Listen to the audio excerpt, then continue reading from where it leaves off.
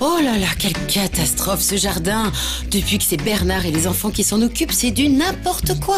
C'est pas très étonnant, ma fille. Les plantes malades, il faut les envoyer à la déchetterie, pas les mettre au compost dans le fond du jardin. Bernard! Mieux vaut prévenir que guérir. Un vieil adage qui vaut aussi pour votre jardin. Jardiner nature, sans produits chimiques en préservant un bon écosystème, peut vous aider à éviter l'attaque des ravageurs et des maladies. Il suffit d'adopter quelques gestes simples. Il faut savoir que, comme chez l'être humain, les plantes peuvent être agressées par des virus ou des bactéries. Un des moyens de limiter la contamination, lorsqu'on fait la taille des végétaux, il va falloir prendre soin de désinfecter les outils de taille. Vous prenez soin de désinfecter les lames à l'alcool, alcool à 90 ou au moins à l'alcool à brûler. Vous allez tuer le virus ou la bactérie qui peuvent s'être déposés sur la lame. Les maladies les plus courantes qui peuvent toucher vos plantations sont d'une part le mildiou qui va s'attaquer à la famille des solanacées, les pommes de terre, les tomates, les aubergines, les poivrons et les piments bien évidemment. Ça c'est les plus touchés par le mildiou. Et après nous avons une deuxième maladie qui est très courante, c'est l'oïdium. L'oïdium, c'est une maladie qu'on repère très facilement. C'est la maladie avec des petits points blancs dessus. On voit un petit duvet blanc. C'est très facile à reconnaître.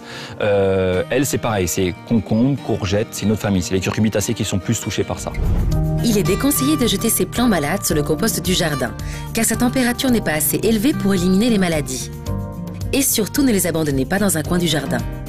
Ne pas laisser traîner les déchets, les mettre directement dans un sac poubelle et les donner directement à la déchetterie.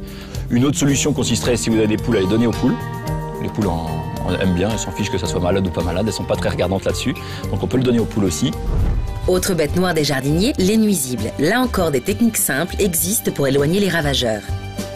Il est possible aussi d'associer des légumes avec des fleurs de manière à perturber le système de détection des nuisibles pour éviter que du premier coup, ils trouvent les 3 rangs de légumes dans lesquels ils vont pondre pour que leurs larves se développent. Alors c'est vrai pour les vers de la carotte ou du navet ou des choses comme ça. Donc ça permet aussi de retarder l'arrivée du nuisible ou de le faire venir moins nombreux.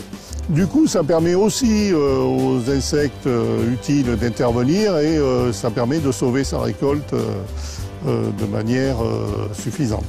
Tout ça se passe naturellement et sans ajouter de produits. Enfin, une autre recommandation pour éloigner les maladies et les nuisibles, l'espacement des plantations qui a pour vertu de favoriser le séchage de vos feuillages. C'est-à-dire qu'en écartant les pieds, l'air va circuler plus facilement à l'intérieur et donc va sécher vos plantes. Les maladies cryptogamiques, donc les maladies à champignons, se développent essentiellement avec l'humidité. S'il n'y a plus d'humidité, il n'y a plus de maladie. L'infection va disparaître. Mais l'espacement est intéressant pour une autre raison. Certains petits insectes qui volent très mal ou très peu vont avoir beaucoup plus de mal à faire des grandes distances que des petites distances, bien évidemment. Si les feuilles sont très proches ou même se touchent, comme dans beaucoup de jardins on peut voir, si les feuilles se touchent, il n'y a aucun problème pour un puceron ou pour un autre insecte d'aller d'une feuille à un autre. Pour préserver votre jardin des maladies, pensez à bien nettoyer vos outils. Il est aussi indispensable d'envoyer ces déchets végétaux malades vers la déchetterie. Enfin, ne serrez pas trop les plantations pour éviter l'humidité. Bernard, à partir d'aujourd'hui, c'est Papy qui s'occupe du jardin. Youpi!